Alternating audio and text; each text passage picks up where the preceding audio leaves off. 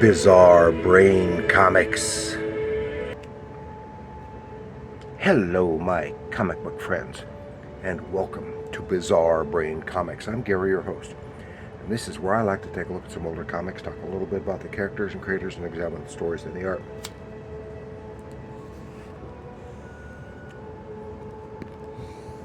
And this time, I'm going to have a look at some more Tarzan comics. Tarzan, Lord of the Jungle. Boom, boom.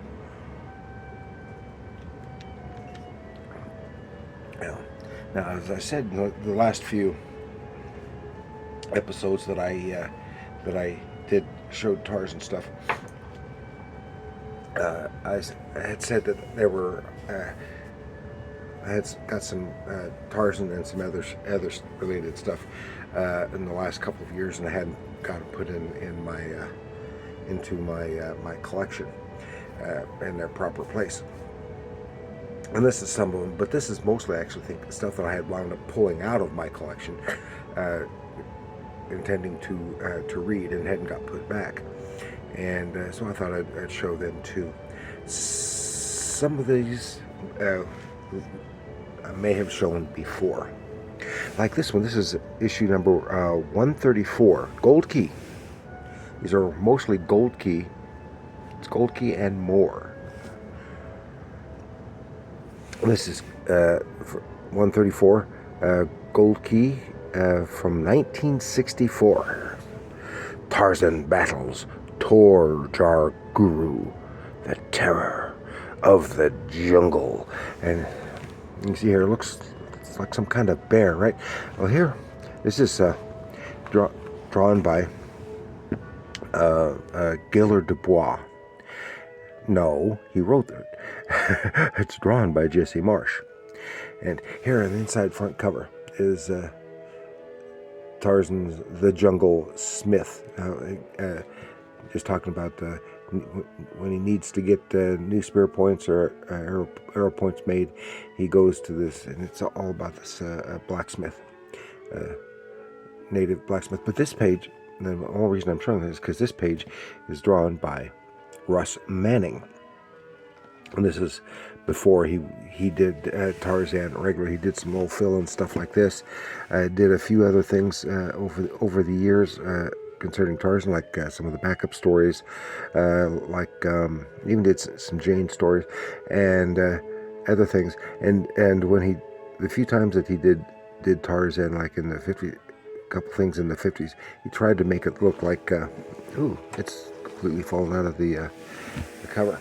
He tried to make it look more like Jesse Marsh's style, but he was by and large a better draftsman than Jesse Marsh. Even though I still like Jesse Marsh's stuff, he just wasn't as good, but he was really good. You look out the apes here. He did a really good job. Said the hunting of the beast, and this involves what he called Tor-Jar Guru.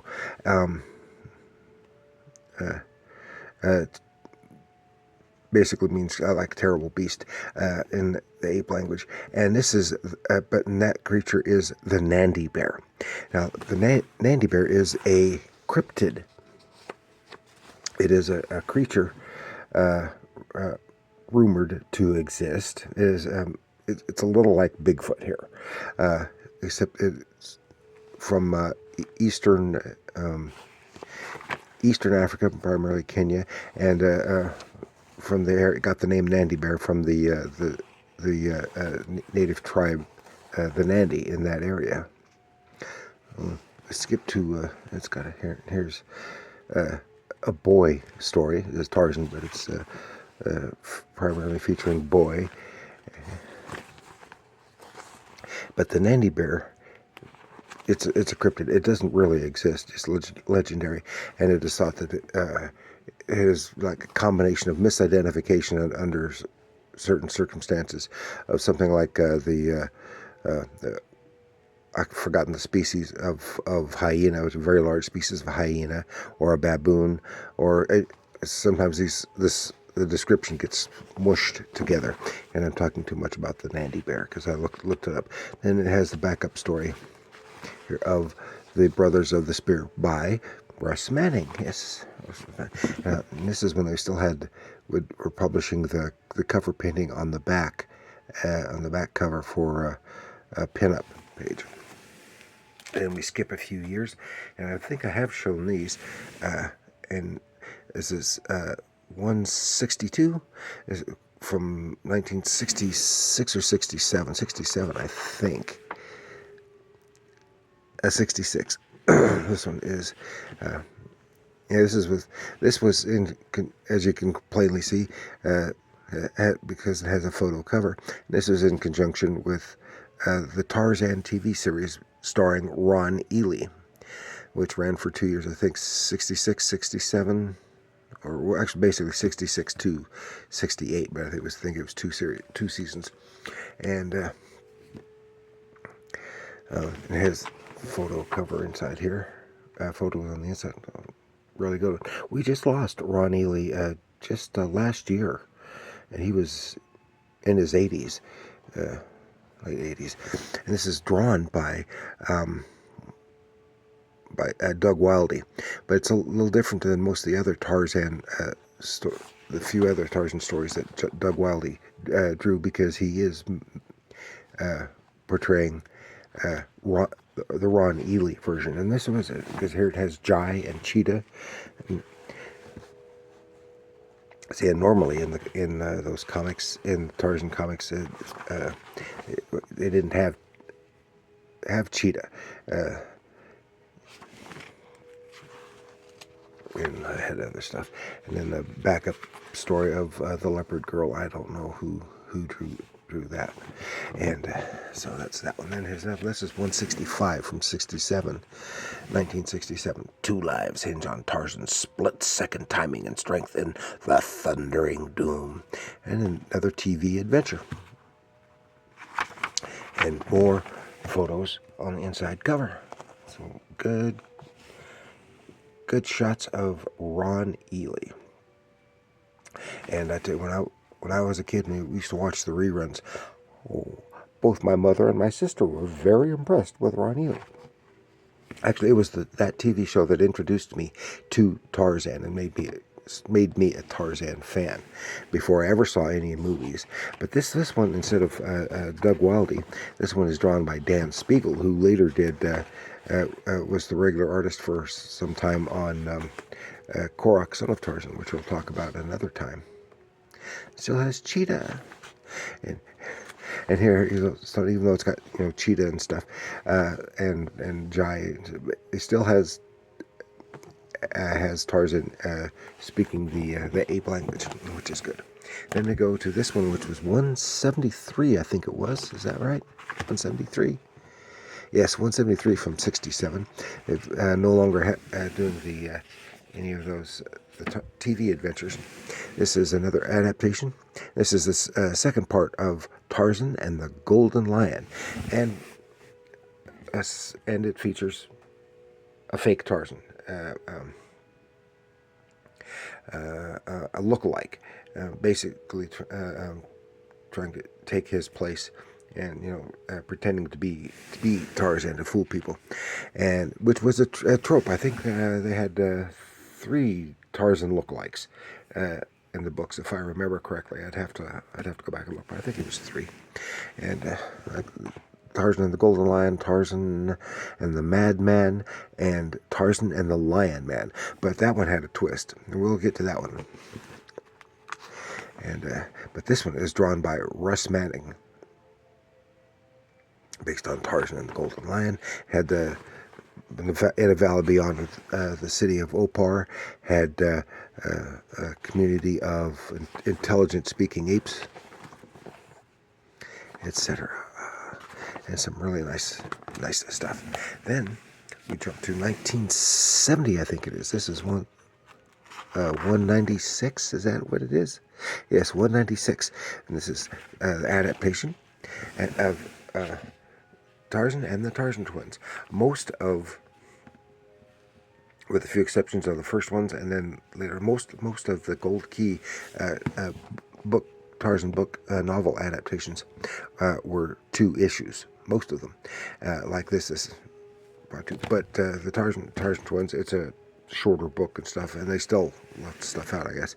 I love this cover though, and I think it's the Tarzan twins that was the inspiration later for Gold Key's The Jungle Twins. But at first glance, it looks like Ron Ely, but Ron Ely. At first glance, it looks like Russ Manning, but it's not. Not Russ Manning art. It is done by Mike Royer, and he was imitating Russ Manning's style.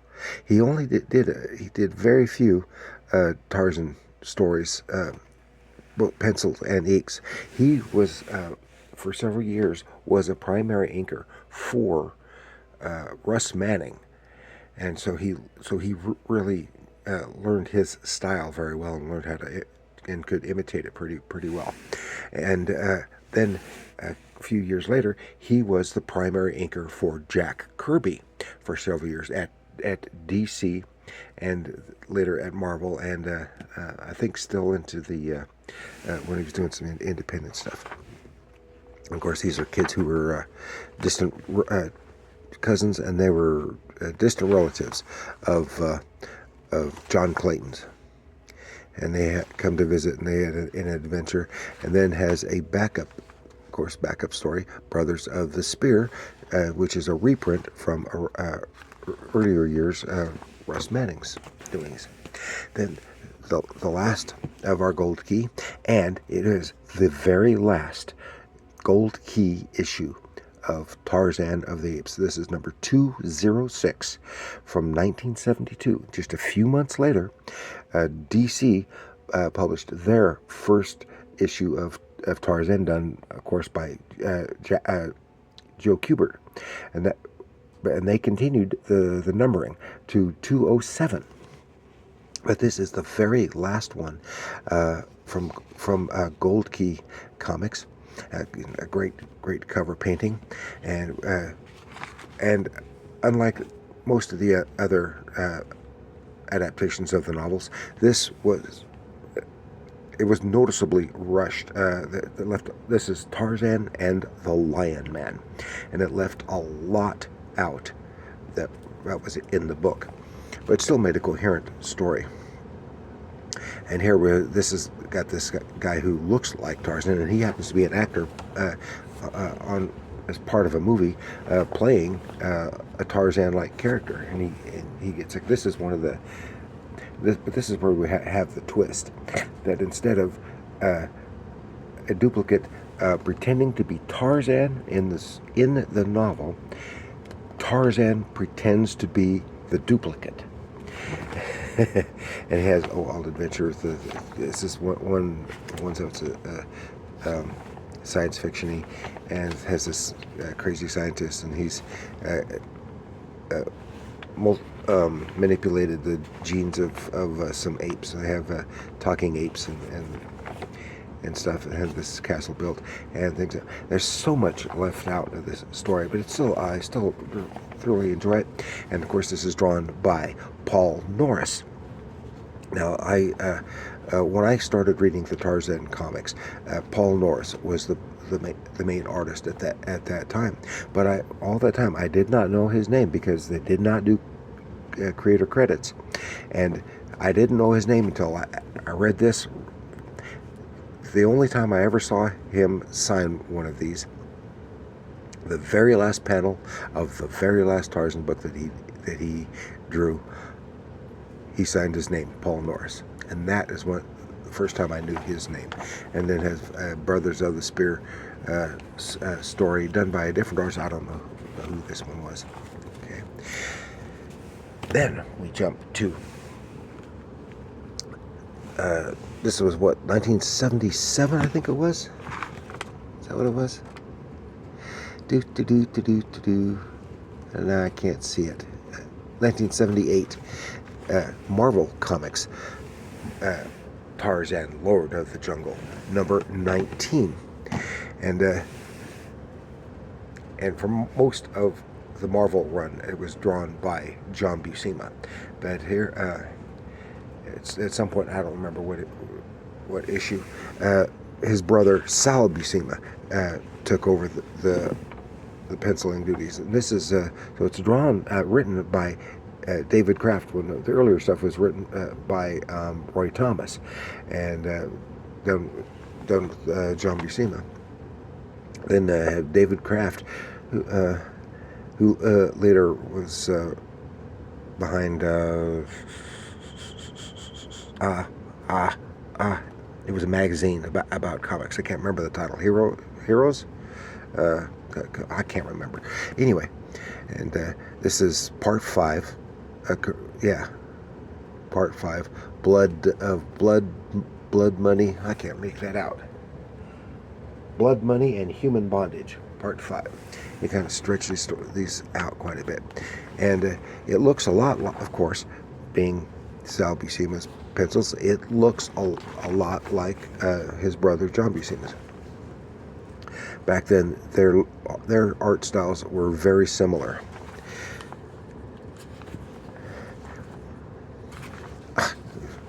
Deserted. And it's some fun. I don't have all, but I have most of those.